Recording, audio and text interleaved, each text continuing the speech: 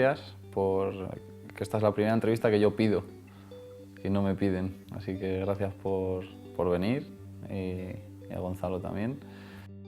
Y bueno, como sabes, leemos lo que escribes siempre y creo que hubo uno de los artículos especialmente, quizá porque se publicó en más sitios, lo vimos en más sitios y no llegó más, que hablabas de muchas cosas, muchos tópicos, que viniendo de ti dejaban de ser tópicos y le daban, por lo menos desde mi punto de vista, le daban el sentido que se le tienen que dar, ¿no? Lo que siempre nos han enseñado desde pequeños, la frase de no hay minutos de la basura o mientras hay vida hay esperanza, viniendo de ti cobraban un sentido totalmente diferente, muy real. Y a mí me llegó mucho, porque son tópicos cuando se dicen como tópicos, pero cuando se dicen desde una realidad como la tuya son increíbles y si lo sabes leer es alucinante el mensaje. Yo me he pasado mucho tiempo desde la otra parte siendo más pesimista que optimista, quizá para defenderme un poco, para protegerme de lo que puede venir después, diciendo a la gente que no era pesimista, que era realista. Hay mucha gente que lo ve así y a medida que he madurado y que he crecido he visto que ser positivo te da una visión totalmente diferente de las cosas, te hace ser mejor a los que están a tu alrededor y que es la manera de ver las cosas. Pues siempre hay algo peor a lo que compararte, pero siempre hay algo mejor. Entonces tienes que estar en el medio, pero ¿por qué vamos a pensar en malo pudiendo pensar en bueno? Y ese artículo que escribiste le daba forma y le daba todo lo que necesita para reforzar ese pensamiento. Así que gracias por ese artículo y sobre todo saber no cómo se te ocurrió, pues yo sé que tú has sido futbolista siempre y lo serás siempre, pero la manera tan bonita que tuviste de explicar lo que te está pasando, la realidad que estás viviendo desde el punto de vista del futbolista, fue alucinante. ¿Qué te llevó a eso? ¿Cómo lo ves ahora? ¿Qué le dirías a la gente? Que también dijiste una cosa muy bonita, que fue que entiendes totalmente a la gente que lo ve de la otra manera, pero animas a que lo hagan de la otra. Pues háblanos de eso, háblame de eso, por favor.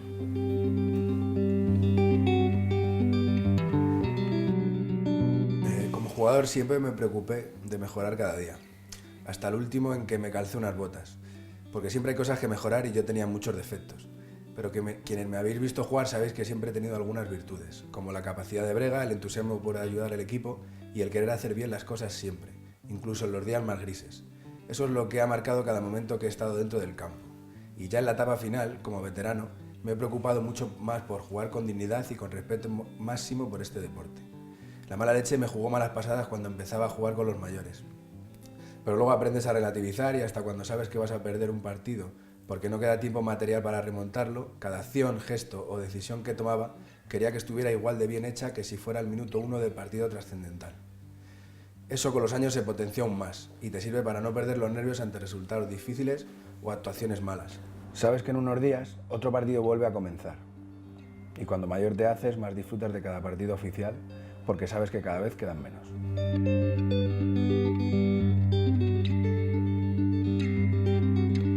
Simeone lo dijo hace poco, y los que te conocemos desde niño lo vemos. Ahora tu juego es más maduro y completo. Digamos que interpretas mejor lo que debes hacer.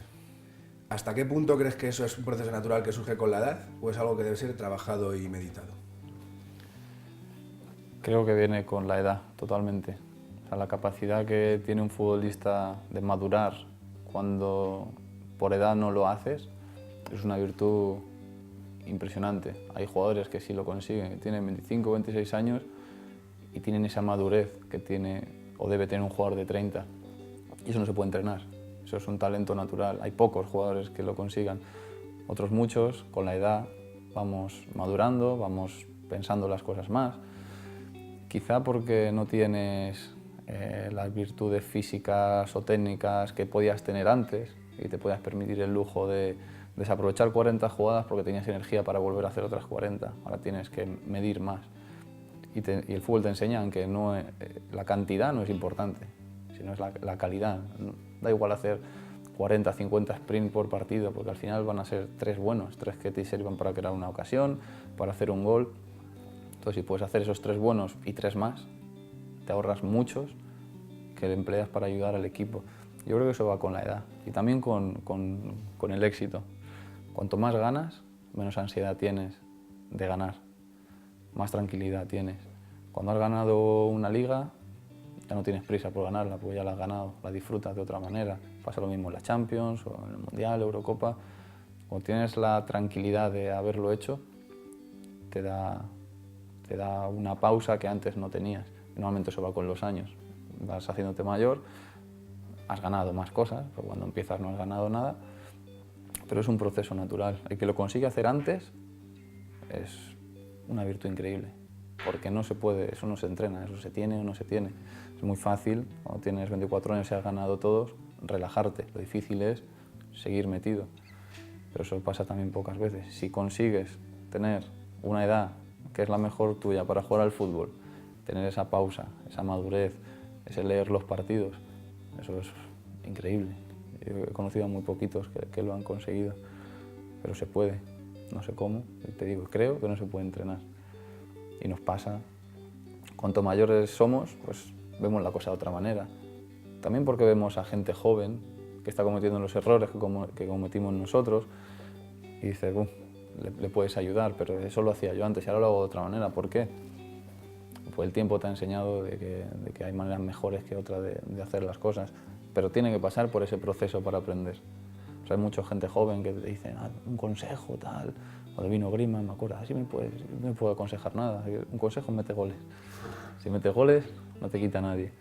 Pero todos tenemos que pasar por ese proceso, no nos podemos saltar pasos, pues si no lo vives, no sabes cuándo te equivocas.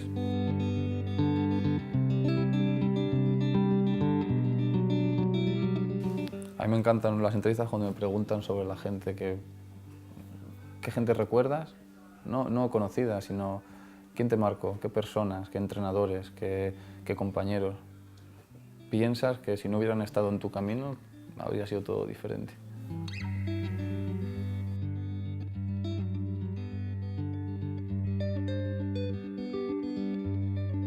Como entrenador, Pedro Calvo, que fue quien me colocó de centrocampista con 15 años, quien creyó siempre en mí, siempre y sin excepción, quien llegó a formar un equipo en preferente, el Fortuna, casi alrededor de mi responsabilidad, quien me llevó al Majadahonda, donde era segundo entrenador de Cazorla. Siempre he pensado que si a él le hubiera ido bien como primer entrenador, yo habría sido un futbolista más importante, porque él me vio siempre de una manera que casi nadie me ha visto, con cualidades de llegador y de intimidador en campo contrario. Algo así de raro como lo que hace Iborra en el Sevilla ahora. Una posición más habitual en Alemania o en Inglaterra, por delante del organizador y no tanto guardándole las espaldas. Pero no tuve tiempo nunca de desarrollarme de esa manera, y a él le va muy bien trabajando en cantera y como profesor del colegio de entrenadores. Solo José Ramón Sandoval, ex del Rayo y Sporting y que en su día me convocó para la selección madrileña senior, me reconoció también esas cualidades que Pedro siempre me vio, y en un encuentro hace pocos años me dijo que no entendía cómo nadie me había hecho jugar ahí. Vamos por partes. Dime tu entrenador y el porqué. Luis, quizá. El primero, Abraham García, entrenador en juveniles. Porque fue el primero que me habló de el otro fútbol. Un día que me dijo, céntrate, piensa bien las cosas que haces, porque vas a llegar a Primera División, si no este año será el siguiente, pero vas a llegar, no hagas cagadas, porque cuida tu imagen, porque el fútbol estaba cambiando en esa época, era cuando Beckham empezó al boom, los jugadores empezaron a hacer publicidad y fue el primero que me habló de esto. Me dijo, cuídate porque eres de la casa, vas a jugar en Primera División, cuida tu imagen, sé un buen compañero, sé una buena persona, que se te van a abrir muchas más puertas. Y me sorprendió que me diera por hecho el hecho de vas a jugar en Primera División. Eso él lo aceptaba como algo que iba a pasar y es lo que a mí me sorprendió. Y ya me habló de lo que venía después, fue el primero y con el que más aprendí. Era cadete, jugaba en juveniles, contra gente que tenía 2 y 3 años más y jugábamos en contra. Y que fue el primero que me dijo, puedes tirar de gente que es más grande que tú, y me dio esa responsabilidad que todas las que te dio Pedro, pues me la da a mí. Luego más adelante, por supuesto, Luis Aragonés. ¿Un compañero? Compañeros hay muchos por muchas razones, pero así el que considero que más me marcó fue Paquito, un delantero habilidoso que jugó en segunda con el Leganés, con Eto'o y Cataña, y con quien coincidí en tercera en el Santana. Él ya empezando su retirada y yo empezando en esto. Ese era el primer vestuario de mayores al que pertenecí, y él me acogió como un padrino. Yo tenía 20 años, era el cuarto mediocentro y apenas jugué en esos 2 años, pero él siempre estaba encima de mí, exigiéndome y haciéndome ver que valía para esto. Aparte de ser muy bueno para esa categoría y ser un placer entrenar con él a diario, me hizo empezar a entender de qué va esto del oficio de futbolista, que es el mismo en ese nivel que en primera, y que no hay excusas que valgan, que estás solo tú y lo que seas capaz de demostrar. Me gritaba mucho, incluso me lo hacía pasar mal en todos los entrenamientos, pero estirando, en la ducha o tomando una cerveza luego, me decía, no pienses que eres malo, si fueras malo no perdería el tiempo en gritarte, tú solo haz lo que yo te digo. Y yo a lo mejor le contestaba, pero Paco, es que fulanito no se mueve y tengo además que ayudar al lateral, y me corté y me decía, que no me cuentes tu vida, que tienes que hacer lo que te digo, cómo hacerlo ya es cosa tuya. 3 años después me enfrenté a él, ya muy mayor en su última temporada, y yo como titular indiscutible de un muy buen equipo. Y me dijo socarrón tras el partido, has visto Mata, ahora juegas porque haces lo que yo te decía entonces que tenías que hacer. Me deberías dar la mitad de lo que ganas. Eso para mí es el fútbol. Siempre los veteranos te influyen más, porque cuanto más te exigen, como te pasaba a ti, y más te aprietan, porque creen en ti, pues tú no pierdes el tiempo con gente que no merece la pena. Pierdes el tiempo con gente a la que aprecias o gente en la que ves que con un poquito de ayuda pueden mejorar mucho. Entonces, cuando los jóvenes vean que un mayor le aprieta, que no piensen que tiene nada en contra, sino que le quieren ayudar. A mí yo llegué a un vestuario muy complicado, porque era el primer año en segunda división, donde bastante tenían con intentar ascender como para prestar atención a un niño que subía, pero Aguilera me acogió muy bien, me ayudó muchísimo, Toni Muñoz me ayudó muchísimo, luego más adelante pues, García Calvo, Otero, siempre los veteranos. Luego especial recuerdo tengo de Jorge Larena, que era mi amigo, de mi edad, mi compañero en todo, y que crecimos juntos aquí, pasamos muchas cosas juntos. Tengo un muy buen recuerdo de Sergi, muy buen recuerdo, me ayudó muchísimo, de Albertini, fue el primer superjugador que venía de fuera, con el que yo coincidía, que me daba hasta respeto poder hablar con él, y era un fenómeno y me ayudó muchísimo. Y con Leo Franco, que son los jugadores con los que he jugado que no pierdes el contacto, y eso te dice por qué lo importantes que son. Luego ha habido otros, Mata en el Chelsea también fue muy importante para mí, pero hay uno por encima de todos que es Gerard, porque cambió mi carrera, mi ambición, la manera de subir mis metas, la manera de querer ganar, cambió todo. Hablaba mucho conmigo y incluso cuando se hablaba de que yo me iba, él me dijo, piensa en ti, a lo mejor para ti, pues ya has visto cómo la gente se está marchando, es el momento, no tienes nada que demostrar. Pero él cambió mi manera de ver las cosas, de que podía llegar mucho más arriba de lo que yo siempre había pensado. Nunca encontraré un compañero como él, eso estoy seguro.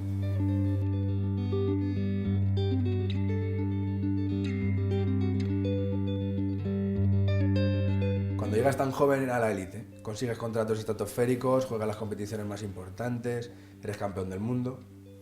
¿Llega a desaparecer en algún momento la ilusión en lo que haces cada día?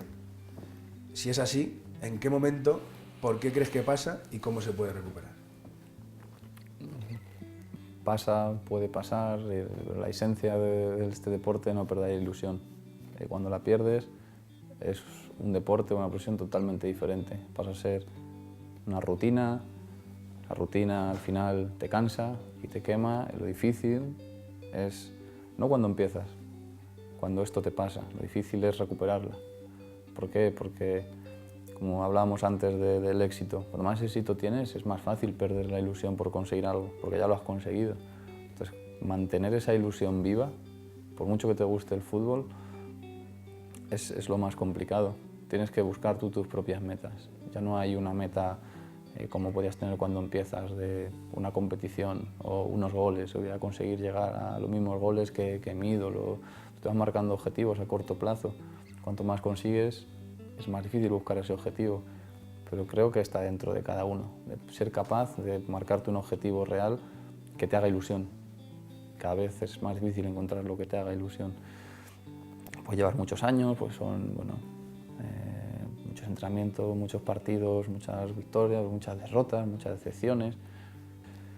Pero cuando empiezas es diferente. Cuando empiezas, supongo que tiene que ver mucho con cómo seas y cómo sea tu familia. A mí nunca me ha importado el dinero porque nunca he necesitado grandes cosas. Con 15 años conocí a Bahía, conocí a Petón, gracias a Javi, a vuestro hermano, y pues yo no sabía que era un contrato, voy a hacerte un contrato, ¿eso qué es? O sea, no ha sido algo que yo he necesitado, entonces no tenía un objetivo económico, ni siquiera un objetivo futbolístico realmente, porque para mí el fútbol era un hobby. Dejó de ser un hobby el día que fui profesional, pero tampoco me di cuenta. Tenía 17 años, venía de ver al Atleti en el Calderón en la grada, la semana siguiente estaba jugando, fue tan rápido que no me di cuenta a ver la realidad. Entonces, bueno, la ilusión era 100%. Mi ilusión era poder ir a entrenar. Ni siquiera voy a ver si me puedo quedar en el primer equipo, no, era ir a entrenar el día siguiente, que no me llamara un día futre y me dijera ya no vuelvan más. Entonces la ilusión era muy fácil mantenerla porque vivía de ella.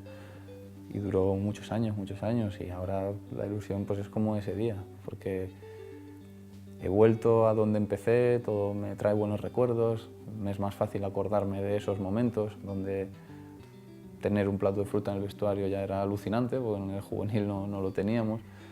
Entonces es más fácil recordar las cosas buenas, más fácil recordarme a mí mismo de dónde vengo. Ahora veo a los niños de la fundación, ahí empecé yo.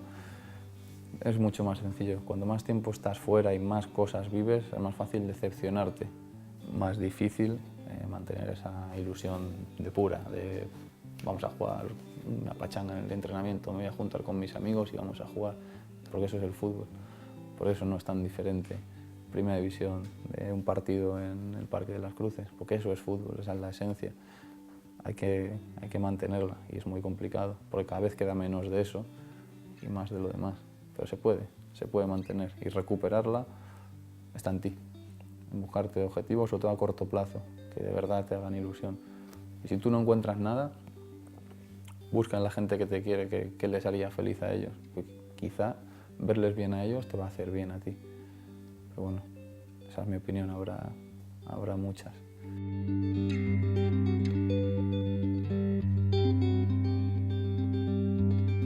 Y de esto lo hemos hablado muchas veces y para mí no hay tanta diferencia entre un jugador de Primera División en el día a día, sí en los focos, pero no en el futbolista de Primera División, de tercera, segunda B, segunda, regional, muchas cosas muy parecidas.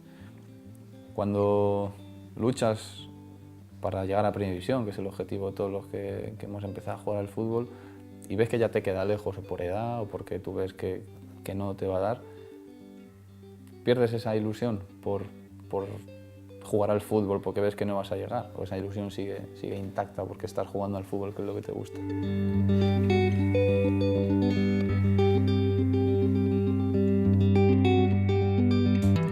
Ya, tienes razón. Yo a la gente que así piensa, siempre le pongo el ejemplo de que los amigos que tenemos en la élite no veis tan futbolistas como vosotros. Al igual que un modesto redactor de un periódico local, es tan periodista como Iñaki Gabilondo o Luis del Olmo. Lo que pasa que, como se dice siempre, las divisiones y los niveles están por algo, pero el oficio en esencia es el mismo. En cuanto al fútbol, sabes que todos estamos en la misma carrera desde niños. Algunos son un Fórmula 1 como fuiste tú, llamado a ser importante en la élite. Pero la mayoría peleamos a codazos por llegar a ese lugar donde entran tan pocos y hay tantos aspirantes que lo intentan. Quien lo logra siempre lo merece, pero muchos de los que no lo logran también lo hubieran merecido. Digamos que hasta los 22-23 años, aunque sabes que a primera no vas a llegar ya, salvo carambola, que las hay, no rechazas la posibilidad de tener cada vez un mejor estatus y jugar lo más arriba posible. Y luego llega una fase crítica para muchos de mi nivel, que es cuando toca decidir si el dinero que recibes en tercera te compensa tanta dedicación.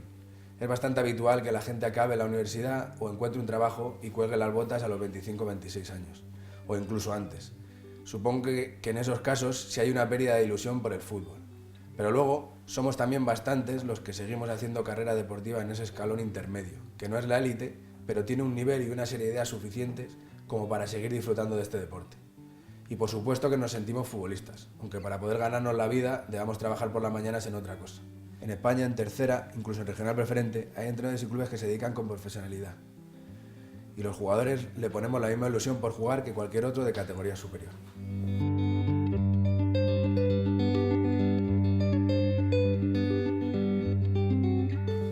En Italia es de una manera, en Inglaterra de una manera, en España es de otra manera diferente. Aquí nos gusta más la broma, la risa, las tonterías. Y yo ahora que he vuelto, otra vez me han venido todos los recuerdos y cosas, pero desde que era Levín hasta Primera División. El vestuario en España es diferente, las bromas con el compañero, el que trae una camiseta un poco rara y se la cuelgan en el techo, las bromas en la ducha, en el día a día. Te podría contar 1000 anécdotas que las tengo y me siguen pasando. Me gustaría saber qué es lo que echas de menos tú, o si hay una anécdota que recuerdes, porque de verdad eso sí, ahora que he vuelto aquí yo me he dado cuenta que lo he echado mucho de menos, el día a día, la broma, la risa con los compañeros.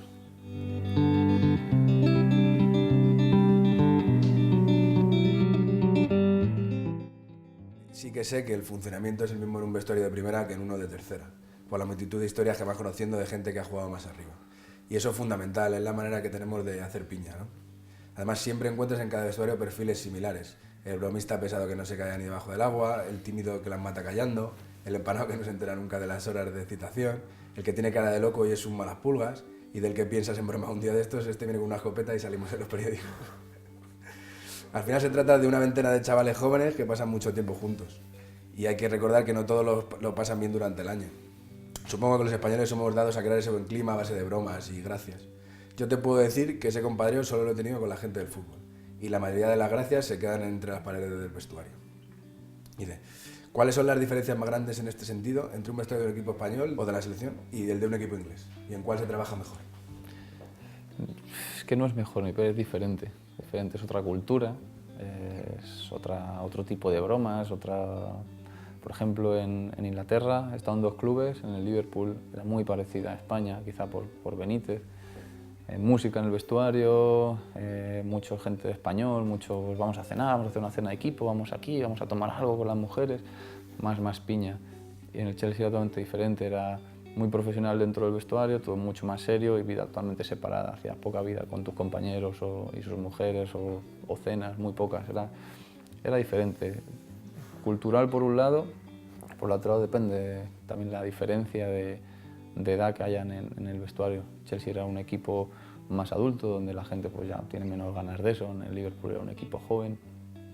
Y en España, tanto en mi primera época como en la selección, como ahora de vuelta, es muy parecida. O sea, lo que te da que el equipo esté metido y que compita es el buen ambiente del vestuario. Es así, buen ambiente.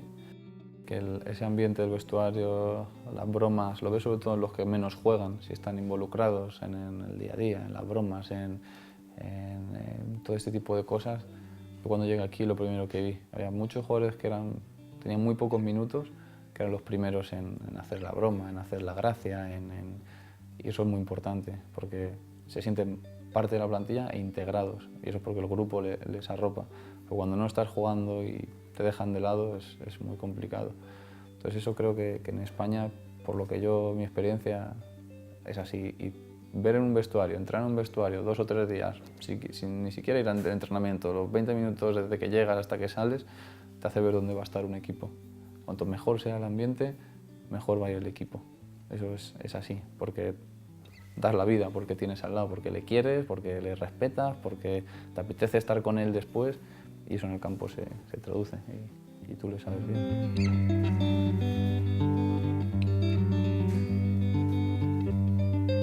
Me he emocionado mucho al escuchar esta pregunta simplemente pensando en la respuesta, el escuchar qué echo de menos de un vestuario. Echo de menos todo. Intento no pensar a menudo en ello porque pertenece a una vida que ya no tengo. Son 1000 detalles y rutinas. Es el lugar en el que entraba a diario y donde ponía en orden mis pensamientos. Para mí siempre fue como un refugio. Y si no es por la enfermedad, estaba decidido a intentar pasar cerca de él el resto de mi vida. Hay momentos muy personales que cuesta decir en público. Yo era muy serio cuando hay que estar serio, pero también hacía mucho el payaso y hacía reír a la gente con alguna tontería. Sobre todo repetía canciones tontas o frases graciosas que se quedaban de coletilla para algunos compañeros. Sobre todo añoro la relación de igualdad entre gente tan diferente que se establece dentro. y que tanto enriquece en lo personal. Porque ahí durante una temporada todos somos compañeros simplemente. Sea uno una estrella, otro un chaval de la cantera que no juega ni un minuto. O tengamos diferentes orígenes y niveles sociales y culturales. O no nos caigamos bien en lo personal. Ahí vamos todos a una manera de congeniar que no tienes con nadie más en el resto de apartados de la vida, ni en ningún trabajo que yo conozca. Y por supuesto no tiene precio la alegría tras una victoria. Esos momentos de sudor, cansancio, alegría y felicitaciones antes de entrar a la ducha. Pero por destacar un detalle más personal, siempre fui de los que llegaba pronto y se iba tarde. Es más, si no tenía que llevar a nadie en el coche, me gustaba ser de los últimos. Pues bien, el día de antes del partido, tras firmar la convocatoria, me encantaba tomármelo con más calma si cabe. Ser el último en que me viera el fisio y acabar quedándome solo para dedicarle un par de minutos a pensar en el partido. En cómo me había ido la semana, en cómo estaba el equipo, etc. Esos segundos de soledad tras la ducha, donde empezaba a sentir la tensión de la competición, me hacían muy feliz pasara lo que pasara en mi vida. ¿Y qué tipo de compañero eres tú dentro del vestuario? ¿Te gustaría cambiar algo de tu forma de ser ahí dentro o siempre te has sentido muy cómodo? Bueno, hay sitios donde te sientes más cómodo que en otros, o vestuarios o momentos. Supongo que ha sido una evolución, una transición grande, de ser cuando llegué muy tímido, tú has compartido vestuario conmigo, muy tímido en general, con todo el mundo, muy cercano a mi grupo. Siempre tienes un grupo dentro del vestuario, quieres o no, 3, 4, que eres más íntimo y muy cercano y muy leal a mi grupito. Pero siempre he intentado ser un buen compañero y intentar ayudar a los que lo necesitan más. Con el tiempo me ha enseñado a ser también un compañero más completo, en poder tener la capacidad de ponerme en la piel del que juega, de la estrella, del que no juega, del que no cuenta, porque he pasado por muchas de esas fases en mi carrera. Entonces ahora sí que sé o puedo tener una idea de cómo se siente cada uno, no solo el que juega siempre, sino el que no juega nunca. Y he tenido suerte de tener muy buenos compañeros que me han enseñado a vivir esa situación.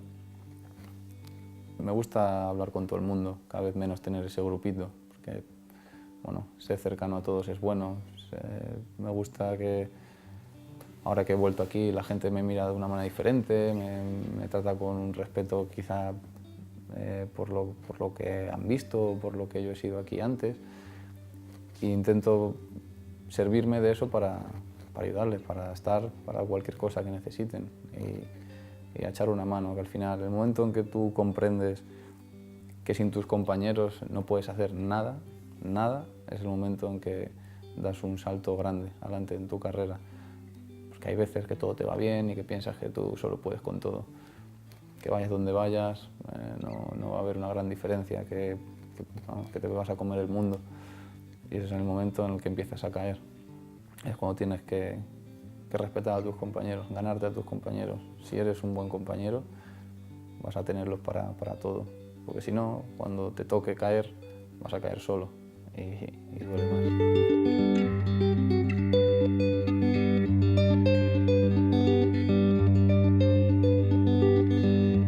Muchos recuerdos en el fútbol, buenos y malos, y me quedaría con casi todos, no borraría casi ninguno.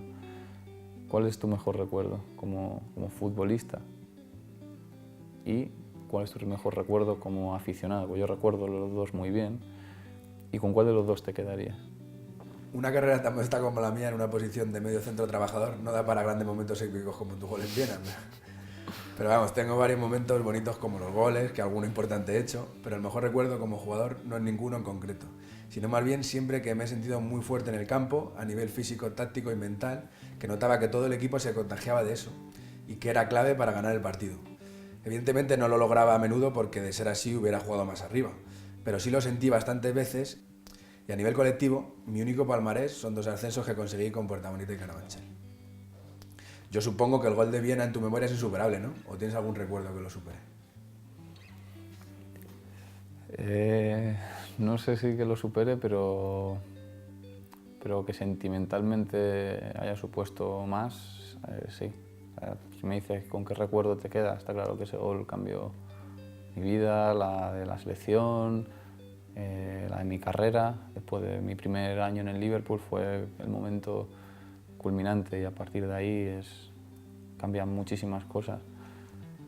pero luego hay 2 o 3 momentos, como la presentación de vuelta en el Atleti, como mi debut, como el gol de Albacete, como momentos que no son tan importantes históricamente, pero que personalmente sí lo fueron. Quizá el gol de Albacete y el de mi debut todavía no era muy consciente, me son más importantes ahora de lo que lo fueron en su momento, pero el de la presentación de vuelta al Atleti es muy difícil superarlo, porque se basa en el sentimiento de la gente, no es nada que celebrar, no hay un motivo obligado por el que saltar como el gol de Viena, sino es algo totalmente aleatorio, que lo puedes hacer o no, y ver toda esa gente ese día es algo que va a ser muy difícil que emocionalmente a mí viva algo que supere eso.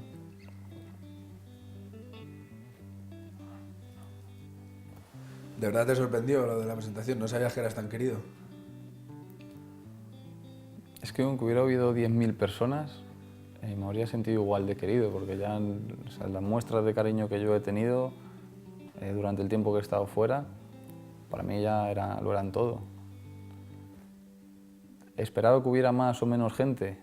Conociendo a la gente de Atleti, pensaba que iba a estar así, pero no había un motivo. O sea, no era un 4 de diciembre, un frío de narices, no es verano donde se dan las presentaciones, la gente no tiene nada que hacer y se acerca a los estadios a ver. Era una situación atípica para todo y me sorprendió ver tanta gente, porque aunque no hubieran estado yo sabía que iban a estar conmigo y que me iban a querer, pero para mí es una demostración más, muy por encima de lo que yo le podía dar al club, lo que ellos me hacen vivir y lo que pueden representar para mí. Es una de esas pequeñas cosas que hablábamos antes, buscan motivaciones para mantener la ilusión.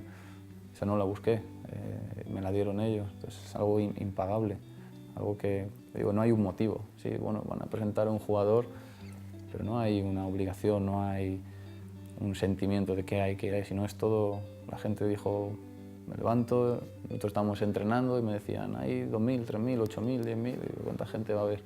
Fue increíble, increíble. Como aficionado. Yo como aficionado, el que más celebré con diferencia fue la Eurocopa de 2008. Ya no solo por tu gol en la final, que también, sino por ver al fútbol español, a mi generación además, ganando y de esa manera, y con Luis en el banquillo habiéndose puesto cabezón para llevarle la contraria a todo el mundo y demostrando que era él quien tenía la razón. Nos criamos pensando que eso era imposible y parece que ahora se nos ha olvidado rápido esa ambición, lo que nos ha costado llegar hasta ahí. Y como éxtasis de hincha loco, el gol de Iniesta en Sudáfrica, que vi in situ, además. Creía que se me salía el corazón por la boca y me tiró llorando los 4 minutos desde el gol hasta que pitaron el final. No me lo creía. Aunque donde más nervios he pasado fue en la tanda de penaltis ante Italia en Viena. Estaba en las gradas con un calor infernal y se desmayó la madre de Casillas, y casi voy yo detrás. Qué recuerdos más bonitos. Y como aficionado del Atleti, el mejor recuerdo está aún por llegar.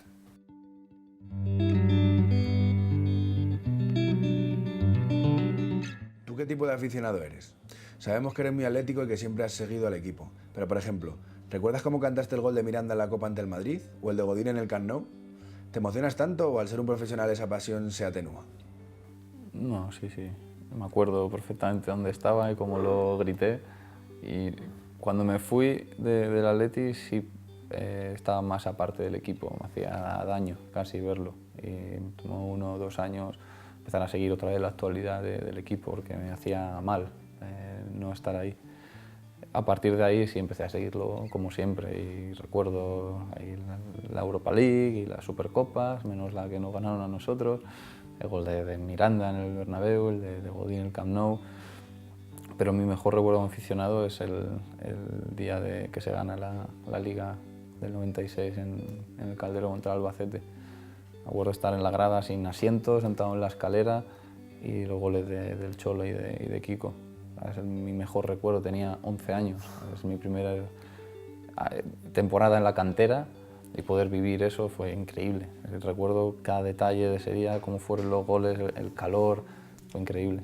Los goles, ver a la gente mayor llorando, bueno, ¿qué está pasando aquí? Aún no entendía muy bien lo que era el Atleti para el aficionado de cada día.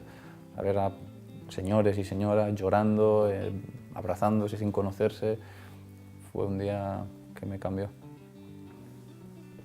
Yo, si he de elegir, me quedo con los recuerdos que tengo jugando yo, que son los que mejor me explican por qué me alegra tanto la victoria de mi equipo y por qué me emociona tanto el fútbol.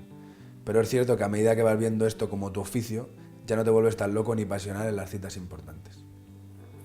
Sí, muy parecido. También me quedo con lo que he vivido, porque lo he vivido yo.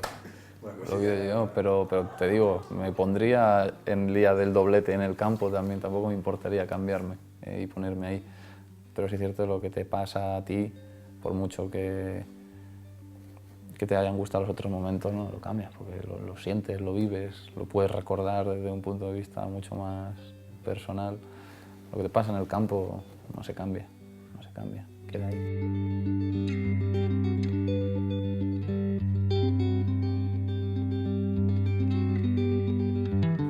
Tú que has jugado en muchos equipos, habrás jugado en campos buenos, campos regulares y campos malos, en vestuarios muy buenos y muy malos, como nos ha pasado a todos. Y esta pregunta va porque bueno, ya la traigo a mis niños a entrenar y hay muchos padres y mucha gente que elige el equipo donde van a jugar sus hijos cuando van bien y tienen posibilidades dependiendo de las instalaciones o de lo bonito que sea, más allá de lo que representa un equipo. Jugar en unas mejores instalaciones, un mejor vestuario, un mejor campo, ¿te ha hecho mejor futbolista o piensas que puede formar mejor a una persona o hay algo aún más importante que eso? Puf, tú ya sabes cuánto ha cambiado esto. Por una parte es una suerte que la mayoría de los niños de ahora no sepan qué es el alevín e intentar levantar un bicasa en un campo de tierra más duro que el asfalto y donde cada caída es una herida tras otra. Ahora es mucho más fácil enseñarles la técnica sobre el césped artificial y eso seguro que mejorará el nivel medio. Pero lo más importante que le diría yo a un padre es que el fútbol es fútbol, se juega donde se juegue. Y que los niños tienen que estar preparados para todos los campos y todas las instalaciones. Y no menospreciar a los clubes más humildes o envidiar a los que tienen de todo. Al final se sale a jugar el fin de semana con 2 equipaciones, un árbitro y un balón. Y hay que meter goles en la portería contraria y evitar que los marquen en la tuya. No hay más. Todo lo demás es confundir al chaval. Yo he jugado en equipos como el Majadahonda con instalaciones y cuidados casi de élite. Y ahí es mucho más fácil mejorar y sentirte mejor jugador. Pero a mí también me ha tocado jugar en campos de tierra en tercera, que eso ya ni existe. Y el único año que jugué en un club así fue también el único que lo hice de defensa, y además de central izquierdo cuando yo soy diestro.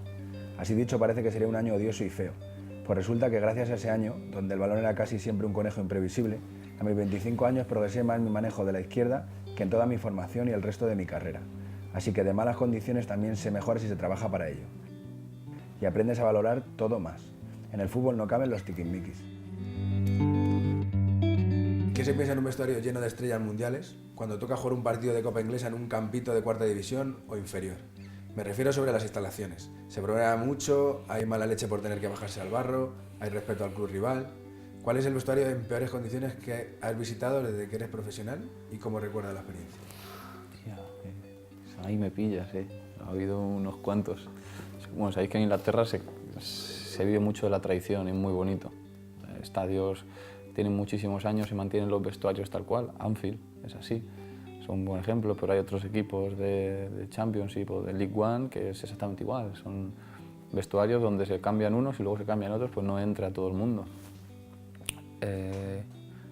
Recuerdo el año pasado contra el Brentford en la FA Cup, incluso el campo del Fulham, igual no se pueden cambiar todos los jugadores, ¿sabes? Porque no entras, o sea, no hay espacio. Y te lo puedes tomar de lo que hablábamos antes, o de una manera positiva o de una manera negativa. Esto es un desastre, aquí no hay quien se cambie, hace frío, o joder, esto es fútbol, porque esto es fútbol. Pues yo he jugado contigo, he entrenado en Orcasitas y en Cotorruelo y en Amorós y a mí me ha servido de mucho.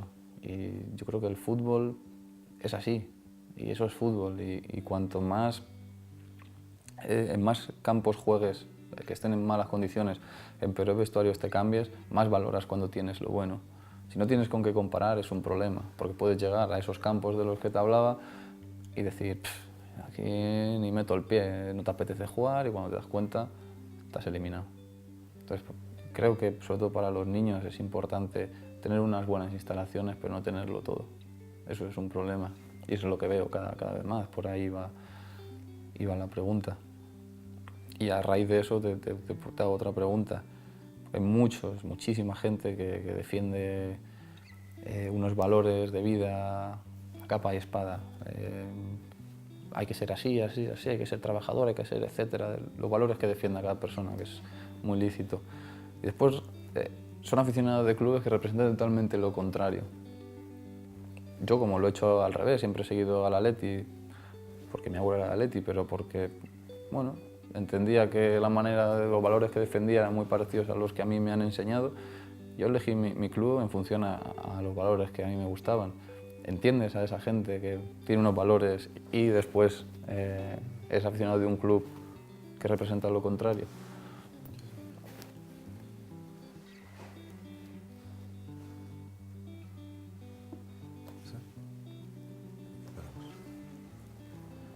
Eso es curioso, pero pasa.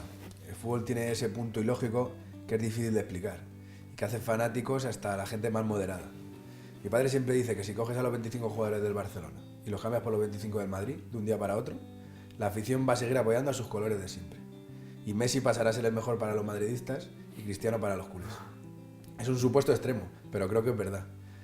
Hay algo en ser seguidor de un equipo que no lo controla la razón. Y solo así se explica que se pueda llegar a justificar todo lo que hagan los tuyos, aunque vaya en contra de lo que pienses. Y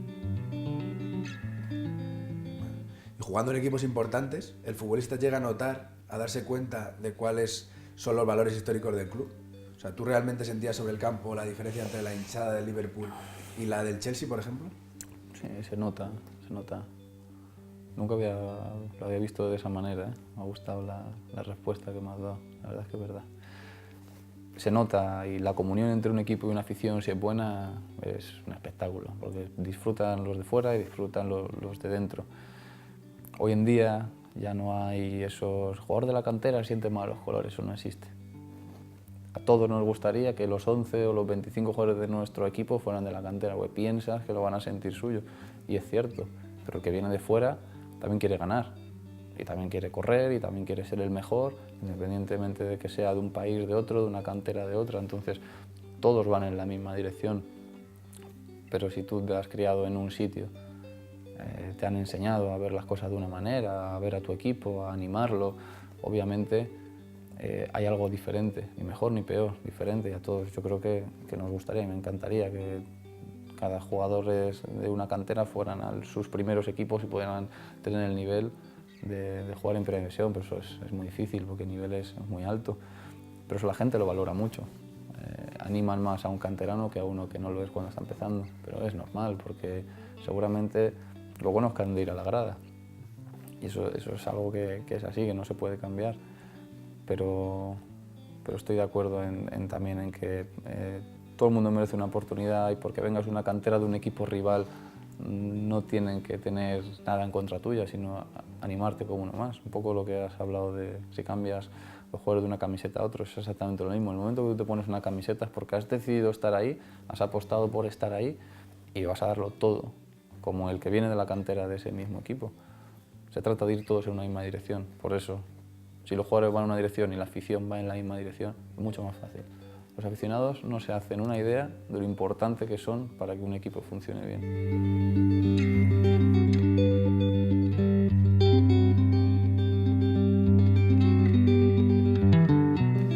Cuéntame, de todas las cagadas que has podido hacer de futbolista, una expulsión, una bronca, echar la culpa a alguien que no la tenía, si te acuerdas de alguna en particular y sobre todo, si pudiera volver atrás, si lo harías de manera diferente.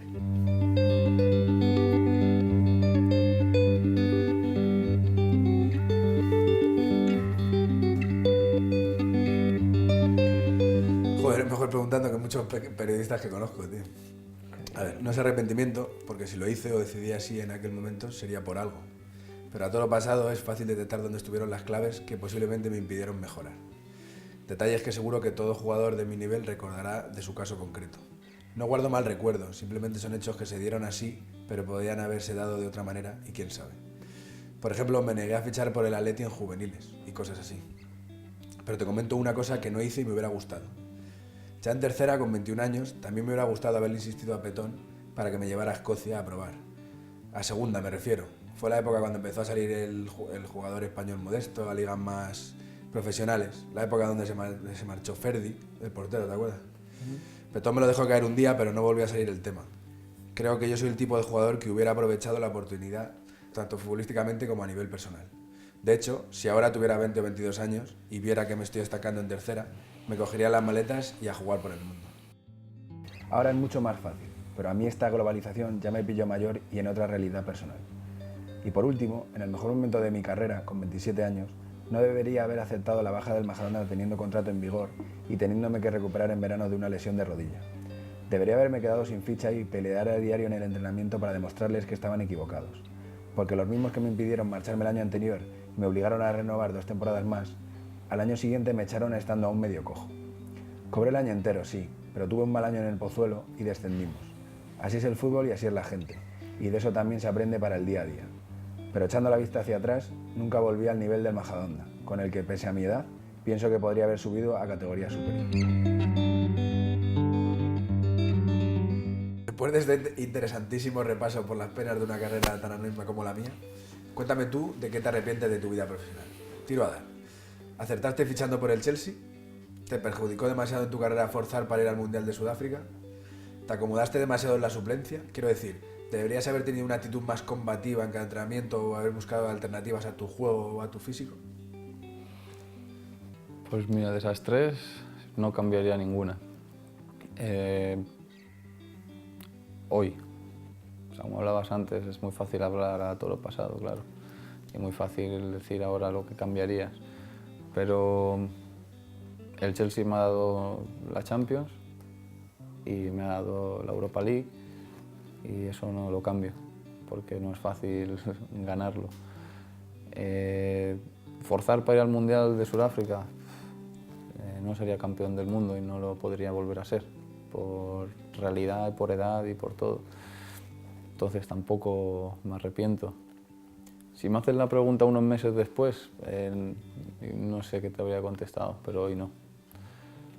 Porque creo que es lo que tenía que hacer, hice lo que me pedía el corazón y me dejé la vida en poder llegar. Entonces, aunque después con la lesión, etcétera, fueron momentos muy difíciles, pero tener la Copa del Mundo te lo compensa todo, todo. Y lo que se me acomodó en la suplencia, si he estado tanto tiempo allí es porque sentía que tenía que jugar y que podía jugar y que podía venir quien viniera, que yo en el día a día veía que debía jugar. Lo difícil es cuando tú te ves bien y te encuentras bien y ves que no es una apreciación tuya, sino que es una realidad, pero no juegas, te duele más y quieres pelear más porque no lo entiendes ni lo ves justo. Entonces llegó un momento ya que no tenía sentido, que fue este verano, cuando veías que luchabas contra cosas externas al fútbol y una situación que no iba a llegar a ningún sitio. Pero durante el tiempo que estaba allí entendía que podía jugar y debía jugar, entonces no te podías rendir en esa situación porque no tenía sentido. Nunca me vi peor que contra los compañeros con los que estaba luchando el puesto. Entonces por eso me costaba tener que darle la razón cuando no la tenía. Es más cabezonería que otra cosa.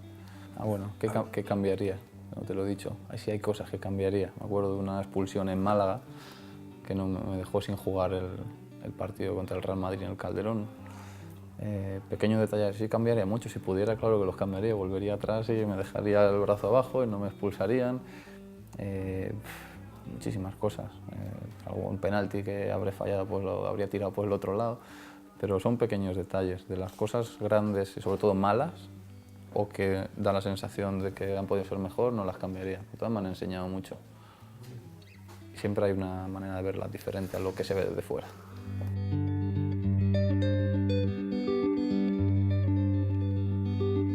A ti te han dado duro los críticos siempre. Y sé que has creado una burbuja grande para que no te afecte nunca. Pero ¿te ha llegado a doler algo que se ha dicho de ti? ¿Te ha dolido más eso o ver a tus seres queridos afectados por esas polémicas? Cuanto más joven eres, más te afecta. Llega un momento que te da exactamente igual y no te puede llegar a ni herir ni afectar. pero cuando me ha afectado más joven ha sido por ver a la gente que tienes alrededor afectada, dolida, enfadada, porque ves que sí les está afectando a ellos. Porque tú, por mucho que te quieras aislar del exterior, te llega por muchos sitios diferentes y eso es algo que tú no puedes controlar, entonces te llega a afectar. Hoy en día ya no me afecta demasiado.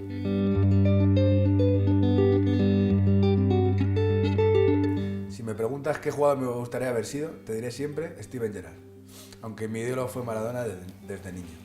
¿Cuál es tu ídolo? ¿La gente lo sabe? ¿Lo has dicho alguna vez? Mi ídolo siempre ha sido Kiko. Kiko porque, ¿sabes? Cuando empezamos en esto era la referencia, el delantero, era muy fácil tener esa referencia. Luego tuve la gran suerte de coincidir con él, la desgracia de no coincidir en el campo, porque las 2 veces que estuvimos en la misma convocatoria entré por él. Y me quedará esa pena no haber podido jugar con mi ídolo, pero bueno, para mí fue más que suficiente poder compartir un mes con él en el vestuario.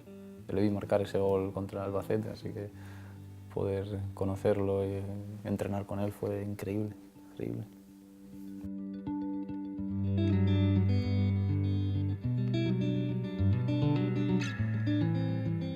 ¿Cuántas veces has vivido y en cuántos compañeros lo has visto de su padre en la grada pegándole gritos?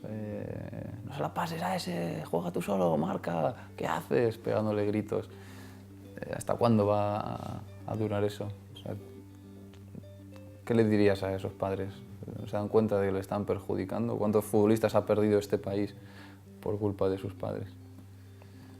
Pues debo de ser ya muy viejo, la verdad, pero eso en mis equipos no recuerdo haberlo visto. Si te soy sincero, la primera vez que lo vi fue viendo jugar a mi hermano y a ti en cadetes del Atleti. No diré el nombre, pero el padre en cuestión, que ya le habían llamado la atención por hablarle a su hijo, llegó a crear un código de silbidos para decirle a su chaval que se abriera banda o que la pidiera o lo que fuera. Ahora me consta que es bastante más habitual. Siendo yo niño, lo máximo que había eran padres que se enfadaban porque su hijo no jugaba, pero los entrenadores y el club seguían teniendo peso y se respetaban sus decisiones. En mi caso, desde luego, jamás se me interfirió en este sentido. Mi abuelo, con toda su vida dedicada al fútbol, venía siempre a verme y solo se quedaba después si había hecho algo mal en cuanto a lo disciplinario o a la actitud. Si salía de la ducha y estaba mi abuelo en el pasillo, ese de la mina, mal rollo, porque tocaba reprimenda. Y con razón, pero el niño, cuando está vestido de corto, es futbolista, no es hijo de nadie y solo debe atender a lo que diga su entrenador. Si el padre no está contento, que se lo lleve a otro equipo, pero nada más. Lo que he dicho, en el campo de fútbol estás tú solo y debes aprender que nadie te va a venir a ayudar desde fuera. Hacerle creer al niño cosas que no son solo le va a generar confusión y que se crea que es más de lo que es. Y por ahí empiezan las frustraciones. ¿Qué piensas tú? ¿Has encontrado algún jugador en el primer nivel con padres así? ¿Y qué le dirías a ese tipo de padres? Pero no en el primer nivel, pero jugando tú y yo juntos. Desde que tenía 11 años hasta que ya fui a Primera División, que lo seguirá viendo, pero como son tantos no se entiende. Pero los niños es increíble y ahora que llevo al mío lo sigo viendo, pero un niño de 5 o 6 años, los padres no dejándolo disfrutar. Y ese es el problema del fútbol, si no te gusta y no tienes ilusión y no lo disfrutas, olvídate. Creo que el problema es que ven la luz al final del túnel y ven una carrera y un dinero y los focos y eso es un problema. Los niños si quieren jugar al fútbol es porque les gusta, ya está. El padre, el otro día a la escuela que llevo a mi niño nos dieron un código de conducta para padres y me encantó. Me preocupó porque si lo dan es porque ha habido problemas, pero me encantó porque lo único que hay que educar es a la gente de la grada, porque los niños están jugando al fútbol, están en el campo con un balón y es lo único que necesitan. Pero los padres que le gritan a los niños que sepan que están perdiendo un futuro futbolista si lo quieren ver así y además no están dejando a su hijo ser feliz. Es un problema que he visto durante muchísimos años y cada vez se repite más. Pero bueno, creo que le podemos poner solución entre todos.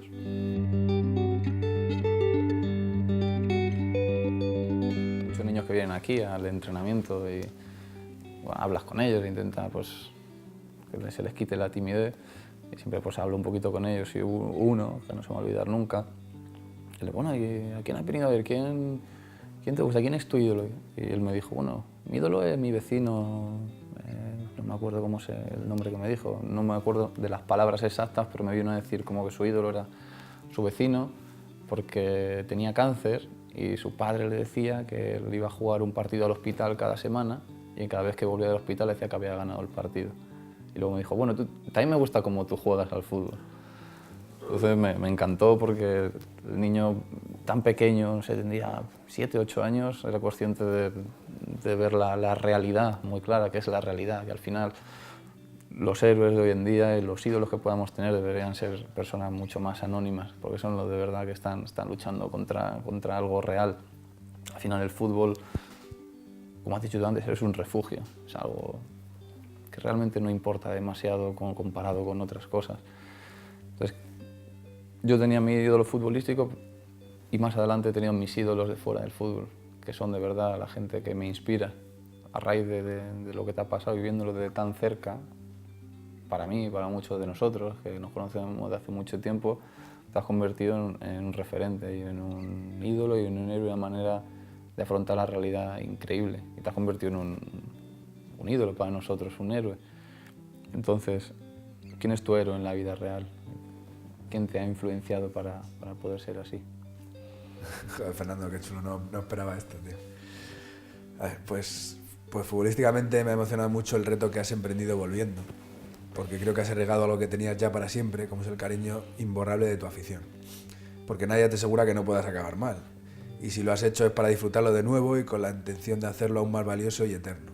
Es una decisión que creo que te hace mucho más grande y que espero que en el campo a justicia te lo ganes y te dé la razón, porque lo mereces. En el penalti de Leverkusen vimos al Fernando que ya creíamos que sería muy difícil volver a ver.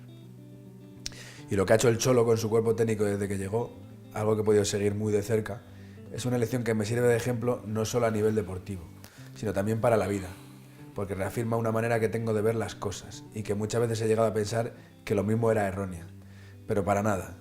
No solo da para ser honesto y disfrutar con pasión del esfuerzo, incluso da para ganar una liga con 90 puntos. Y de manera anónima me sirve de ejemplo todo aquel que se desenvuelve sin miedo y con ganas de hacer bien las cosas, sin atajos y sin aprovecharse de los demás. Esta crisis no solo ha sido económica, sino también ha caído, por suerte, una manera de vivir que nos ha hecho mucho daño, de la cultura del éxito fácil, del pelotazo, del tener más que el valer. Y da gusto encontrar a gente feliz viviendo su vida, peleando en el día a día honestamente, sacando adelante su trabajo, su casa, su familia y tratando de que los buenos valores prevalezcan. Espero que cada vez haya más gente así, por el bien de todos. Y si pienso así, supongo que será porque eso es lo que he visto en casa siempre. Mis padres con mi edad tenían 3 hijos e iban camino del cuarto, y eran menos trabajadores que fueron mejorando sin querer hacer daño a nadie, y lo consiguieron.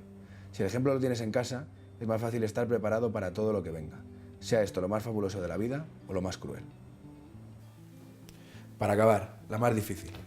¿Qué es lo que admira a una persona tan afortunada como tú, que lo tiene todo en la vida, de alguien como yo, que he sufrido una de las peores desgracias que se puede vivir? Que si somos iguales, si al final venimos de sitios que no son tan diferentes y por lo que te vaya pasando en la vida, nos tenemos que sentir orgullosos. ¿Qué me fijo en ti? A mí, o sea, tu entereza me alucina. No sé cómo reaccionar yo si me pasa algo así, pero me encantaría reaccionar como tú. Por eso te digo que eres un referente, porque nos abres los ojos, nos haces ver las cosas que de verdad importa, que tu sufrimiento iba más allá de lo que te pasa a ti, sino de ver sufrir a tu familia, eso te hace grande como persona. Te hemos conocido en unas circunstancias y ahora en otra, y hay una cosa que no ha cambiado. O sea, si tú me dices, le va a pasar esto a Carlos, ¿cómo crees que va a reaccionar? Yo sabía que ibas a reaccionar así, porque eso es así, y las personas no cambian. Y al final nos acerca más a dónde venimos y de dónde somos, y que queremos a la gente nuestra, la que está a nuestro alrededor, que preferimos que les pasen las cosas buenas a ellos que a nosotros mismos, que nos alegramos de sus éxitos más que de los nuestros propios. Y te pueden pasar muchas cosas en la vida, y un día puedes estar arriba y otro día puedes estar abajo. Pero que hay ciertas personas que siempre quieres que estén a tu lado, y tú ahora lo estás viendo quién está a tu lado y quién lo vas a tener y quién lo vas a tener hasta el final, porque es lo que tú te has ganado, es lo que tú has ido construyendo, eso no te lo puede derrumbar nadie.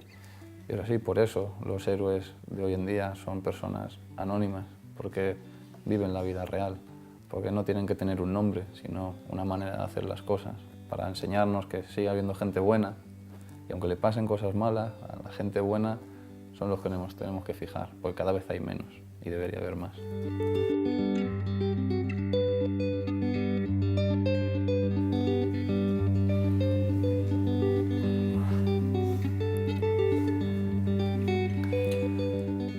No sabes lo importante que creo que es que te hayas mostrado así como eres aquí, porque siempre has sido muy bien futbolista, pero sobre todo mejor persona, y acabas de dar una lección a muchos niños de cómo no perder nunca la cabeza por el éxito.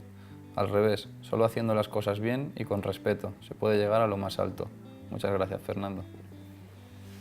No, gracias a vosotros, ya os lo he dicho antes. Creo que cuanto más se conozcan estas historias, más conscientes somos de lo que de verdad importa. Porque al final yo solo juego al fútbol y eso lo hace todo el mundo, en un estadio o en la calle. Pero tu historia es lo que de verdad nos hace superarnos, así que gracias a ti.